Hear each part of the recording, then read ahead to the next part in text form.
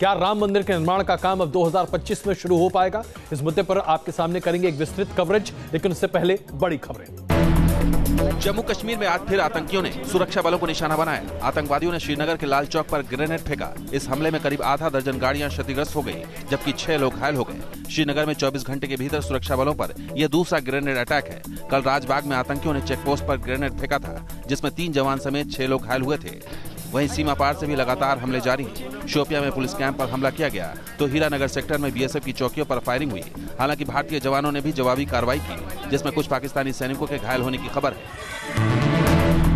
America के Florida में live shootout की तस्वीरें सामने आई हैं। यहाँ पुलिस वालों ने एक हथियारबंद शख्स को एनकाउंटर में मार गिराया। बताया जा रहा है कि इस शख्स ने अपनी गर्लफ्रेंड पर हमला किया था, जिसकी शिकायत के बाद पुलिस वाले उसके अपार्टमेंट पहुंचे, मगर आरोपी शख्स ने मशीन गन से पुलिस वालों पर ही फायरिंग शुरू कर दी और भागने लगा।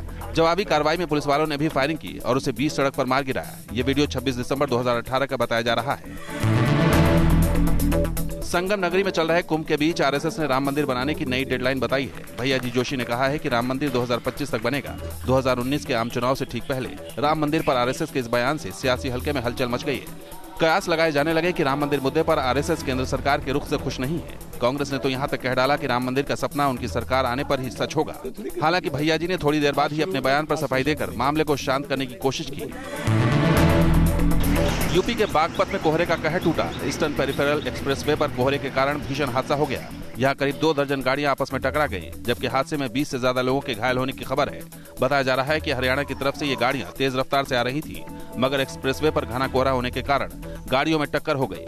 हादसे के बाद एक्सप्रेसवे पर गाड़ियों की लंबी लंबी कतारें लग गई और काफी देर तक ट्रैफिक रुका रहा। हालांकि खबर मिलते ही पुलिस मौके पर पहुंच गई और घायलों को अस्पताल भेजा गया। तब जाकर हाईवे पर ट्रैफिक नॉर्मल हो सका। एमपी के भिंड में किसानों ने सैकड़ों गायों को कलेक्ट्रेट परिसर में खड़ा कर दिया। ये किसान इन गायों को आसपास के गांवों से खदेड़ कर लाए थे। किसानों का आरोप है कि इन लावारिस गोवंश ने उनकी सैकड़ों बीघा जमीन में लगी फसलों को उजाड़ दिया है। लिहाजा सरकार उनको मुआवजा दे और आगे से ऐसी घटना न हो, इसके लिए प्रशासन को इंतजाम करे। कलेक्ट्रेट में गायों के भरने से प्रशासनिक अमला भी सख्ते में आ गया और जल्द से जल्द इस समस्या के निपटारे का आश्वासन दिया। राजस्थान में विधानसभा सत्र के दौरान कई विधायक अलग अलग अंदाज में नजर आ रहे हैं। आज कांग्रेसी विधायक और सूबे के परिवहन मंत्री प्रताप सिंह साइकिल पर सवार होकर विधानसभा पहुंचे। माननीय का कहना था कि उन्होंने पर्यावरण को बचाने के लिए ये कदम उठाया है और हफ्ते में 1 दिन साइकिल से चलने का फैसला किया है। मंत्री जी ने उम्मीद जताई कि उनसे प्रेरित होकर कई युवा भी साइकिल को अपनी सवारी बनाएंगे। अर्जेंटीना का बड़ा हिस्सा इन दिनों बाढ़ की चपेट में है। बाढ़ ने ऐसी तबाही मचाई है कि लोग त्राहिमाम कर रहे हैं। सेंटा फे समेत कई इलाके में भारी बारिश से सड़कों पर सैलाब उतर आया है।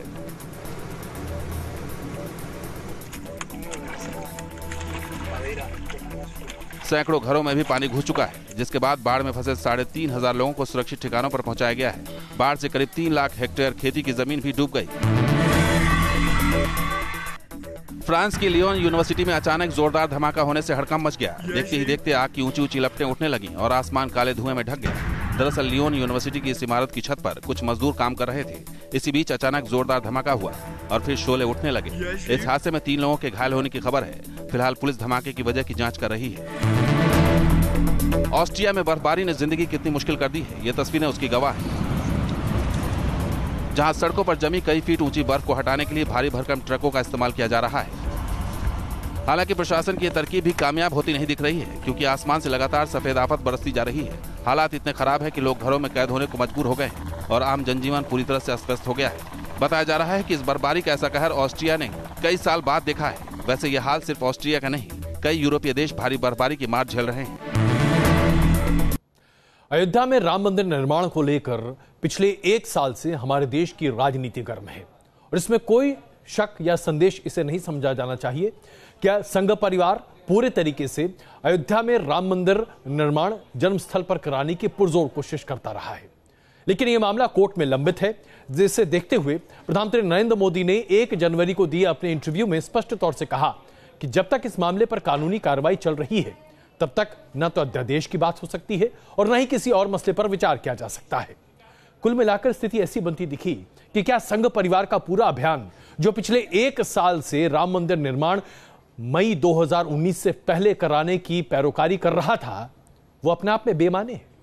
अब उसी के साथ में, इसी संदर्भ में, अब जब संघ परिवार की तरफ से यह बयान सामने आता है कि 2025 तक स्पष्टीकरण के साथ, या उसके पहले अगर कहें 2025 के बाद राम मंदिर का निर्माण होगा, तो अपने आप में इस बात पर अब संदेह होने लगता है कि क्या संघ परिवार ने अब अपनी लाइन और लेंथ बदल दी है।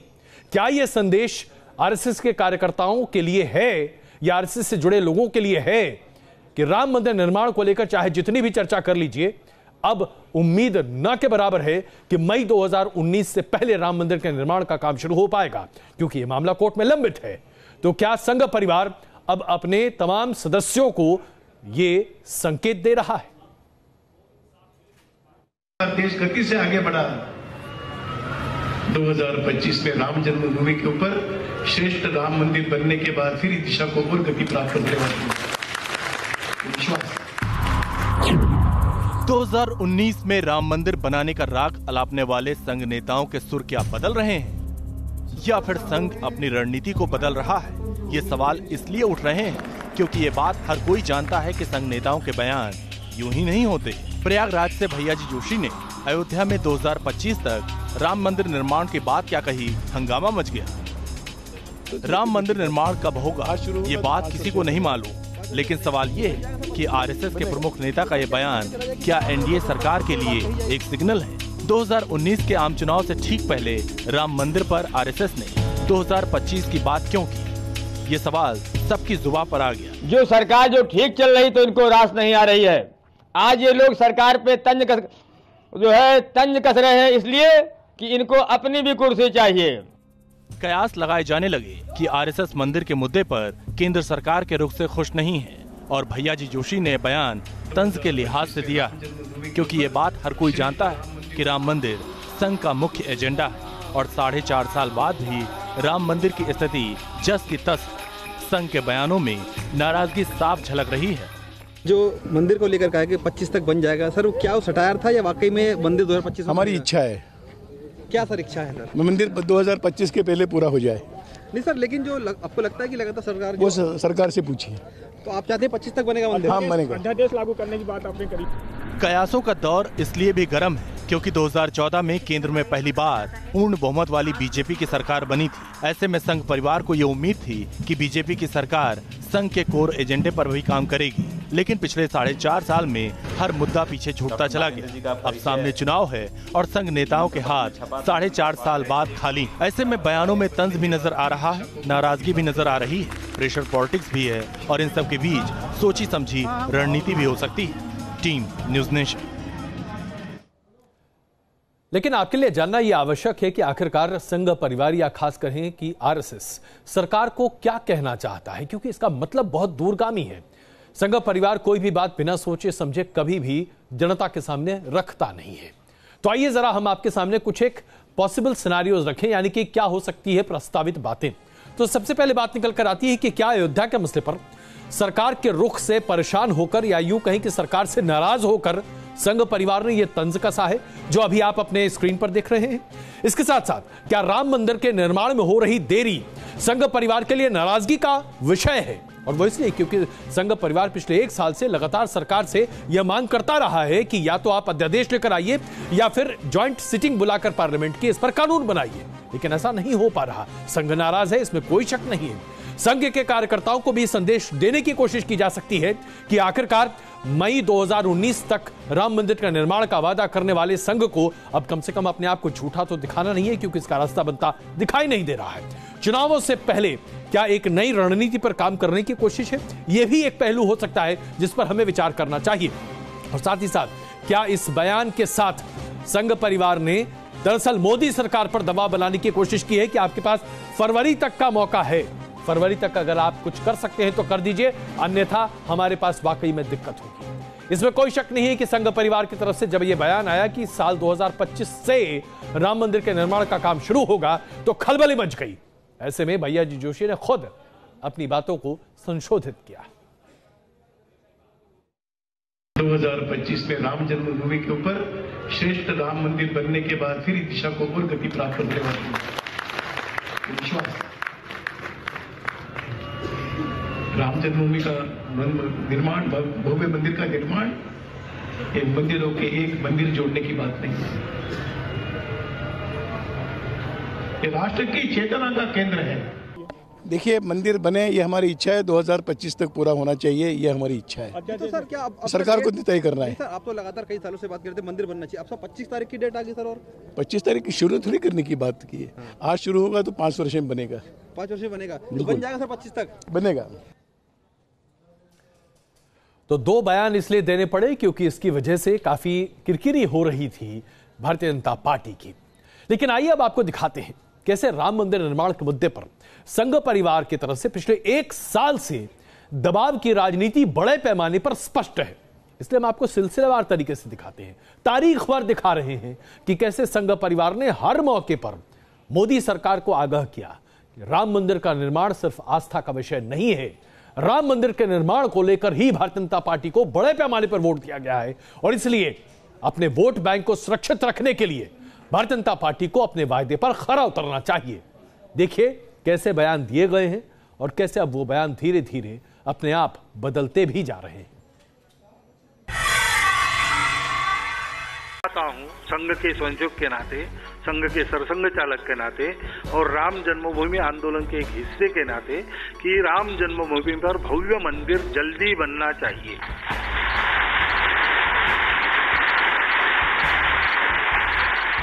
और अगर ये हो गया तो हिंदू और मुसलमानों के बीच के झगड़े का एक बड़ा कारण समाप्त हो जाएगा।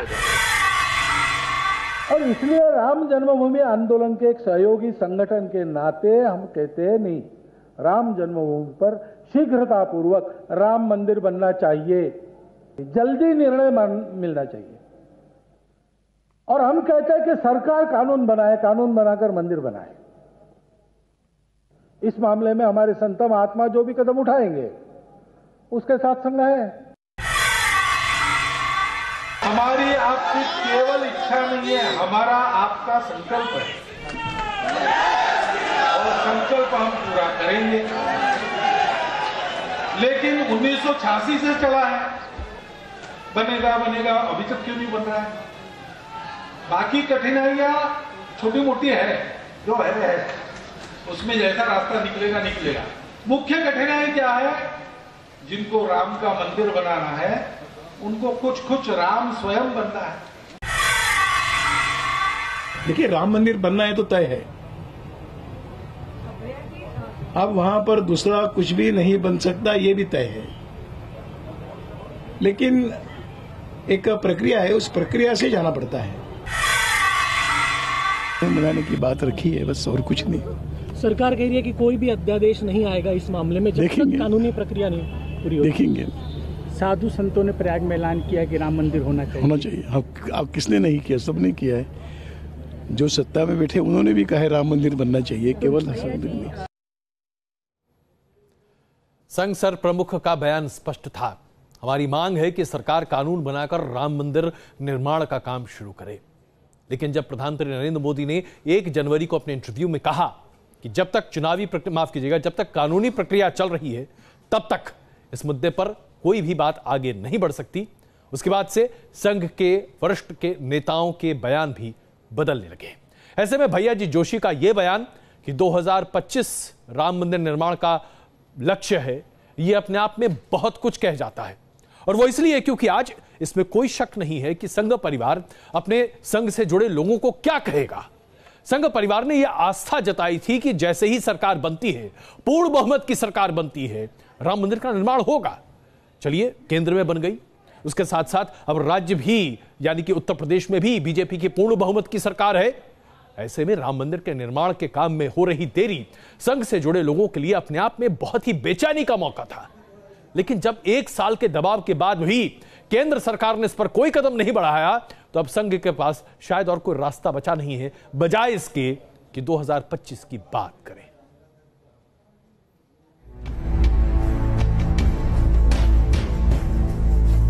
जिस राम मंदिर की राह पकड़कर बीजेपी सत्ता के शिखर तक पहुंची है, वही राम मंदिर अब संघ और बीजेपी के लिए गले के फांस बन चुका है। जब तक बीजेपी सत्ता से दूर थी तब तक मंदिर वहीं बनाएंगे का नारा ठीक लगता था, लेकिन बीजेपी अब सत्ता में है, उसके बावजूद राम मंदिर नहीं बन सका, तो फिर साधु संतों से लेकर संघ की नाराजगी भी नजर आने लगी। राम मंदिर क्यों नहीं बना ना, और क्यों नहीं बना दिए, और मैं जनता से कहूँगा, गुजारिश है कि जनता एक हो जाए, अयोध्या मंदिर जल्दी बन जाएगी। और आप व्यवस्था सरकार जाने, सरकार के हाथ में, सरकार अध्यादेश लाए और राम मंदिर को पुनः वहाँ पे स्थापित करे। हमारे हाथ में नहीं है, सबके हाथ में है सरकार, सबकी सरकार है। जो राम का नहीं है वो किसी काम का नहीं है। भविष्य में सोच ले कि 2019 से लेके आगे भविष्य में जो भी राजनीतिक संघर्ष होंगे उसमें भाजपा फेल है।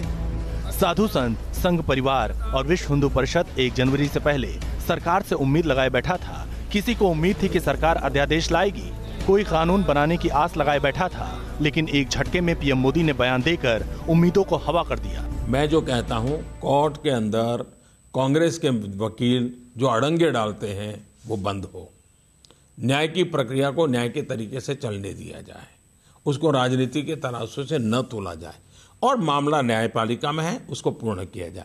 न्यायपालिका से आने के बाद सरकार की जिम्मेवारी जहां शुरू होती है, हम पूरी तरह प्रयास करने के लिए तैयार हैं। अब सरकार करे भी तो क्या करे, उसकी भी मजबूरी है। हाथ संविधान से बंधे हैं, मामला सुप्रीम कोर्ट में है और सुप्रीम कोर्ट पर किसी का वश नहीं है। नहीं, सरकार का क्या है इसमें सवाल है? ये मंदिर बनाने का काम सरकार का नहीं है।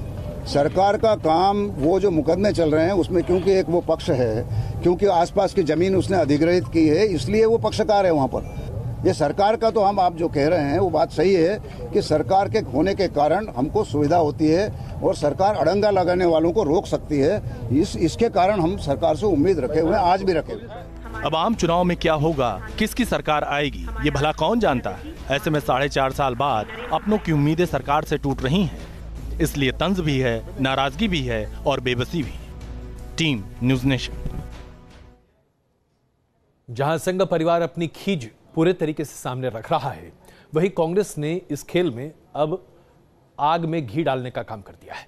कांग्रेस के नेता हरीश रावत का कहना है कि राम मंदिर के पट खुलवाने का काम जब कांग्रेस ने किया तो राम मंदिर का निर्माण का काम भी कांग्रेस ही करेगी। ये मर्यादा का उल्लंघन करने वाले पापी हैं भाजपाई। जो मर्यादा को नष्ट करेंगे वो मर्यादा पुरुषोत्तम के भक्त नहीं हो सकते हैं। हम मर्यादा स्थापित करने वाले लोग हैं, संविधान का आदर करने वाले लोग हैं। कांग्रेस जब सत्ता में आएगी तभी राम मंदिर बनेगा, ये आप मान करके। तो चलिए, राम मंदिर पर तो बहस अभी लंबी चल रही है और चलती रहेगी, लेकिन लोकसभा चुनावों से पहले अगर सरसंघ चालक मोहन भागवत कोई ऐसी टिप्पणी करते हैं जो मौजूदा सरकार की मुख्य नीति पर सवाल खड़े करे, तो आप उसे क्या कहेंगे? मोहन भागवत जी ने अपनी बातों को जिस तरीके से सामने रखा है वो दरअसल सरकार की जम्मू कश्मीर की नीति, सेना के प्रति सरकार की उदासीनता और उसके साथ साथ राष्ट्रवाद पर बड़ा सवाल खड़ा करती है। मोहन भागवत जी ने अपने स्पष्ट तौर से नागपुर में कहा भाषण में कि जब हमारे देश में युद्ध नहीं है, हमारी सीमाओं पर कोई भी युद्ध जैसी परिस्थितियां नहीं हैं, तो इतने बड़ी संख्या में सैनिक शहीद क्यों हो रहे हैं? अब यह सवाल इतना बड़ा है कि मुझे लगता नहीं है कि सरकार का कोई भी धड़ा इसका जवाब देने की हिमाकत भी करेगा।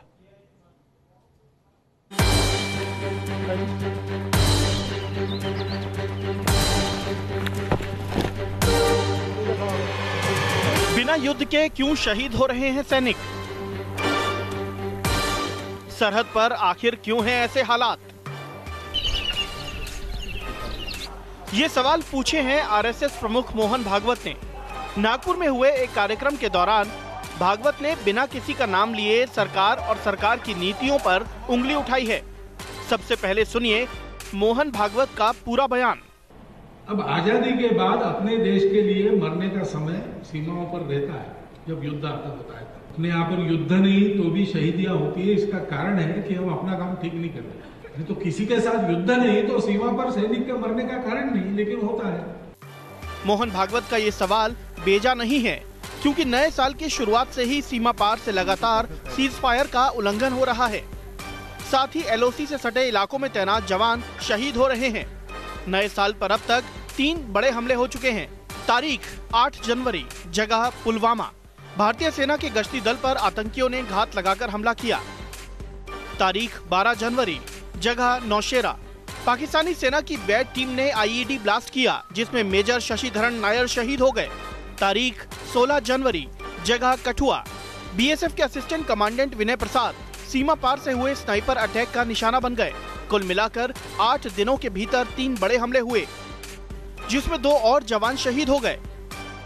जाहिर है ये आंकड़े मोदी सरकार की उन नीतियों पर सवाल उठाते हैं जिसकी बदौलत 2014 में उन्हें भारी बहुमत से सत्ता हासिल हुई थी।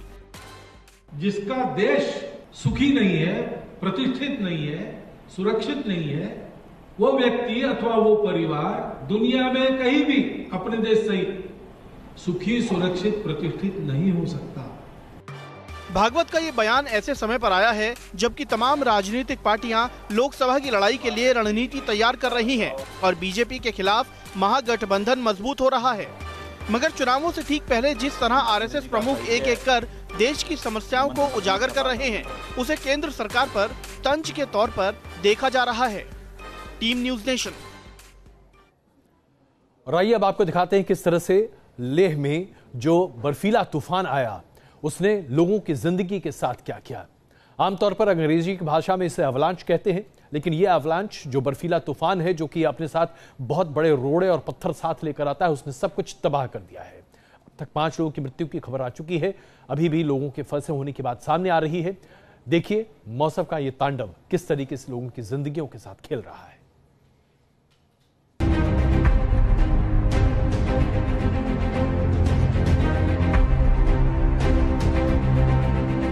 एक ऐसा इलाका जिसे बर्फ का रेगिस्तान कहा जाता है। हिंदुस्तान का वो हिस्सा जहां मौसम मौत बनकर आती है।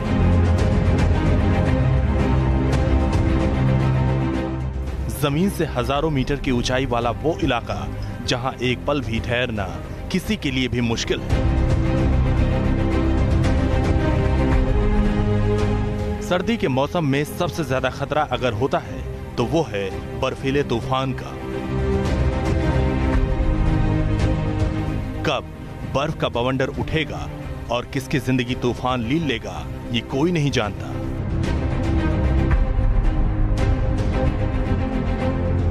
एक बार फिर एवलांच की खतरनाक तस्वीरें सामने आई हैं। जम्मू कश्मीर के लद्दाख में बर्फीले तूफान ने कहर मचाया है।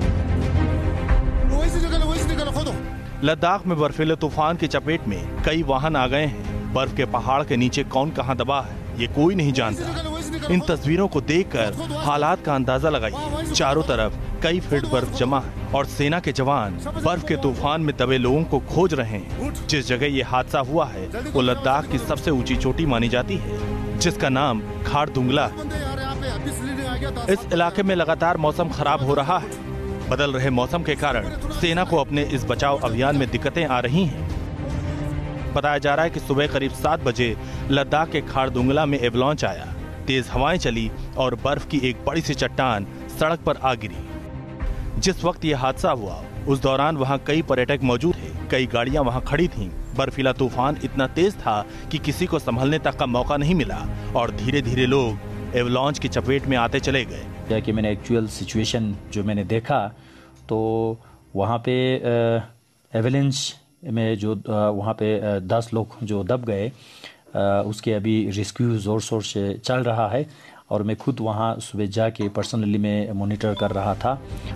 बर्फ के बवंडर में कई गाड़ियां दब गईं, कई लोग लापता हो गए। कौन कहां गया, कौन किस जगह दबा ये भी नहीं पता चल सका। एवलांच का शोर थमा तो उसके बाद शुरू हुआ रेस्क्यू ऑपरेशन का काम। सेना और आईटीबीपी के जवानों ने इस मुश्किल हालात में मोर्चा संभाला और बर्फ के इस समंदर में जिंदगियों को बचाने की मुहिम शुरू चल रहा है। अभी तक 2 बजे तक इन्फॉर्मेशन है। वहाँ 4 डेथ बॉडी हमें जो स्नो के नीचे से प्राप्त हुआ, बाकी और 6 लोगों को अभी भी ढूंढ रहे हैं। तो हम जोर शोर से कोशिश कर रहे हैं।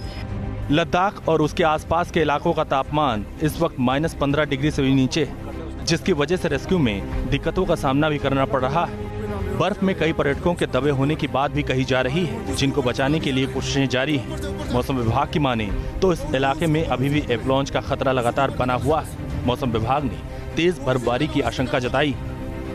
Team news nation. Leh Ladakh में आए एवलांच ने एक बार फिर इस बात के लिए हमें सजग कर दिया है कि जब हम सियाचिन की तरफ देखें तो जरा अंदाजा लगाइए कि आज हमारे सैनिक वहां क्या क्या नहीं झेलते हैं। जरा देखिए ये रिपोर्ट जो हम आपके सामने रख रहे हैं। सियाचिन दुनिया का सबसे ऊंचा रण क्षेत्र है जहां साल भर बर्फ रहती है, लेकिन अभी जो सियाचिन ग्लेशियर है वहां पर हमारे तकरीबन 150 पोस्ट हैं। बड़ी मात्रा में, बड़ी संख्या में वहां पर हमारे सैनिक हैं। 10,000 फौजी, 10,000 कोई मामूली संख्या नहीं होती, जो कि -40 से -60 डिग्री के तापमान में काम करते हैं। सियाचिन में 10,000 लोगों को रखने का मतलब है कि हम प्रतिदिन 6.8 करोड़ यानी कि 7 करोड़ रुपए खर्च करते हैं उन्हें वहां रखने के लिए। हर साल सियाचिन की रक्षा में तकरीबन 15,000 करोड़ का खर्च किया जाता है और पिछले 10 सालों में 163 सैनिक, जी हां 163 सैनिक शहीद हुए हैं एवलांच की वजह से। अब आप खुद ही समझ जाइए कि एवलांच आज हमारी जिंदगी का कितना बड़ा एक तरह से त्रासदी लाने वाला एक मामला बन चुका है। आइए अब आपको यह दिखाएं हमारी देश की जनता 2019 के लोकसभा चुनावों के मद्देनजर क्या सोचती है। न्यूज नेशन आपके सामने ला रहा है एक खास प्रोग्राम, कैसे बनेगी सरकार, और यह हम आपके सामने प्रस्तुत कर रहे हैं अलग अलग राज्यों से लोगों की राय, ओपिनियन पोल। तो किसकी बनेगी सरकार के तहत आज हमने आपके सामने प्रदर्शित किया 2 राज्यों का आंकड़ा, दिल्ली और उसके साथ साथ हरियाणा। सबसे पहले दिल्ली की बात करते हैं। दिल्ली में ऐसा लग रहा है कि Bharatiya Janata party 39% vote share ले सकती है, कांग्रेस के पास 15% वोट शेयर आ सकता है, आम आदमी पार्टी के पास 31% वोट शेयर आ सकता है, अन्य के खाते में 5 और 10% लोगों ने दिल्ली में कहा कि वो अभी तय नहीं कर पा रहे हैं कि उन्हें वोट किसको देना है। ऐसे में अगर आप सीटों के आधार पर देखें तो ऐसा लगता है कि भारतीय जनता पार्टी 2014 में 7 सीटें जीती थी, लेकिन अब 6 जीतेगी। आम आदमी पार्टी यहां पर अपना खाता खोलेगी, जिसने पिछली बार अपना खाता नहीं खोला था। कांग्रेस पिछले बार भी शून्य रही थी, इस बार भी शून्य ही रहेगी, ऐसा प्रतीत होता है हमारे ओपिनियन पोल में। हरियाणा की बात करें, हरियाणा में ऐसा लगता है कि भारतीय जनता पार्टी से काफी विमुख होती दिखाई दे रही है हरियाणा की सरकार, क्योंकि भारतीय जनता पार्टी का वोट शेयर 30% रहेगा, जो कि अपने पिछले साल के यानी कि पिछले 2014 के लोकसभा के चुनाव के मुकाबले 5% कम है। कांग्रेस का वोट शेयर 4.5% बढ़कर 29% हो रहा है। आईएनएलडी का वोट शेयर 15%, जेजेपी का वोट शेयर 12% और 5% ऐसे लोग हैं जिन्होंने अभी तक हरियाणा में अपना मन नहीं बनाया है। अगर आप इसे लोकसभा की सीटों के सीट प्रोजेक्शन के आधार पर देखें तो भारतीय जनता पार्टी अपने बेस्ट परफॉर्मेंस यानी कि 7 सीटों से घटकर 5 सीटों पर आ सकती है। कांग्रेस 1 सीट से अपने आप को बढ़ाकर 3 सीट पर ला सकती है। आईएनएलडी के पास पहले भी 1 सीट थी, अब भी 1 सीट रहने के आसार बन रहे हैं और जेजेपी के पास 1 सीट आने के आसार बनते दिखाई दे रहे हैं।